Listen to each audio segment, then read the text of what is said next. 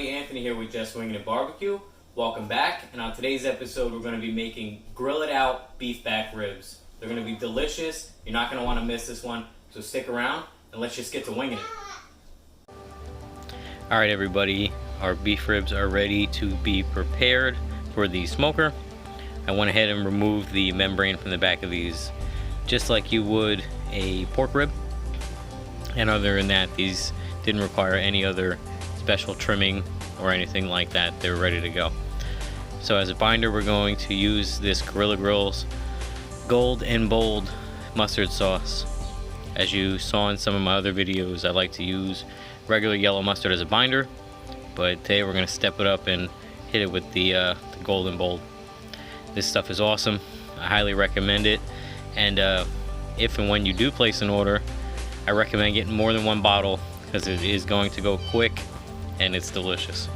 So both sides here, meat side and bone side, we're just hitting with this mustard to give it a nice binder for our rub to stick.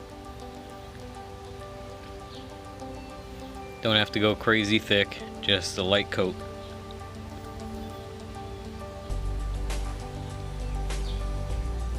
And this is all about layering flavors here. So we're starting out with this.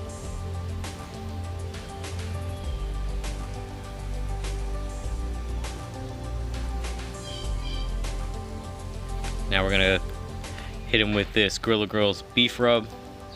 I love this for brisket, any cut of beef. It's delicious, and we're just layering flavors here. So a decent coat here.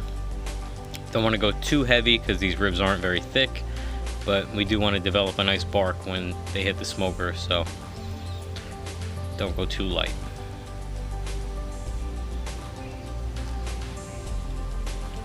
And we just pat it in.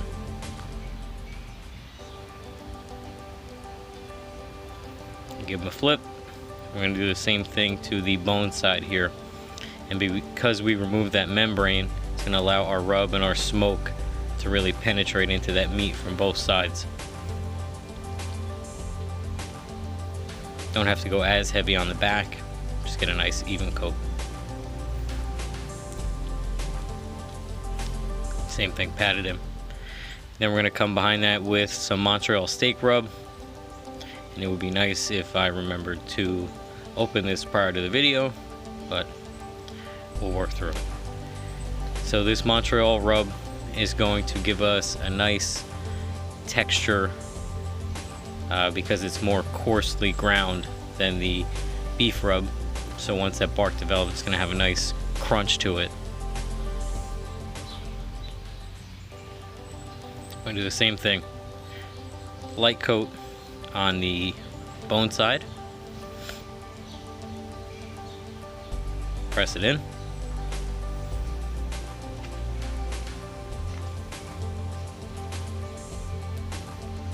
We're going to go ahead and do the same thing on the meat side.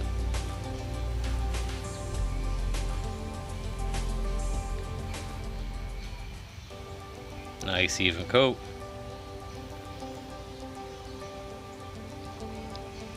And go ahead and press it in. Now we're just going to let these hang out, and we're going to go outside and get our Grilla Grills Silverbac fired up and get these things on the smoke and get them going. Alright everyone, so our beef ribs have been hanging out inside while our Silverbac behind me came up to 275 degrees. We're going to be smoking these things on mode 2 over Grilla Grills competition blend pellets. And we're just going to let these things go. We're not going to mess with them. We're not going to touch them, spray them, nothing. We're just going to let them go. And right around the 2.5 hour mark, we're going to start checking them for internal temperature. We want around 200 to 205 degrees. Approach it, slide in just like butter. And one quick thing I wanted to point out, with these ribs in particular, I didn't mention it inside. Normally people see beef ribs and they think about those big, thick, plate ribs that you normally see that are from like the lower portion of the cow. People call them dino bones. They got a real thick amount of meat on them on the top of the bone, and these aren't those. These are beef back ribs, so they'd be equivalent to baby backs on a pig. They come from the upper primal of the cow, near like the prime rib or the rib eye. So this is like the bone portion that's cut off from those cuts. Not really thick, not a lot of top meat, but there is meat in between these bones, and they're gonna cook up really quick. They're gonna be really nice and beefy tasting. So I'm gonna stop talking now. We're gonna get these things on some smoke so we can get them all finished up and show you what they look like.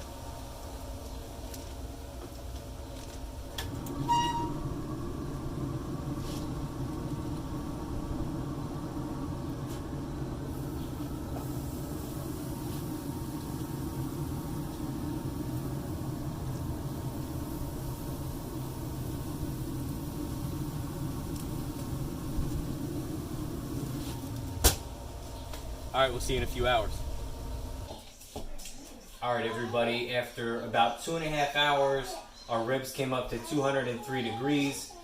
We pulled them off. That probe slid in just like a hot knife through some butter. And we let them sit here on the counter for about 20-30 minutes just to cool off and let those juices redistribute. I started slicing them over here, but this larger rack here, you can see the bend these things have. Again, no wrap, no spritz, just let them go, let the smoke and heat do its thing. Let's get a slice from the middle here. Nice and tender. Beautiful smoke ring. Nice and juicy. Picture perfect ribs.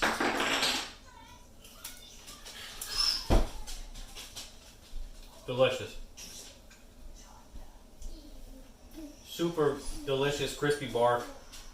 It's like a delicious bite of brisket in under 3 hours. You can even hear the dogs whining over here. They want a bite. So I'm going to finish slicing these up. These are our dinner tonight. I thank you guys for watching. If you can, like and subscribe. I'm going to leave some links to my other social media accounts in the description of this video. And if you give this recipe a try, comment, let me know if you liked it, what you did differently. And always remember to just keep winging it. Thanks for watching. See you next time.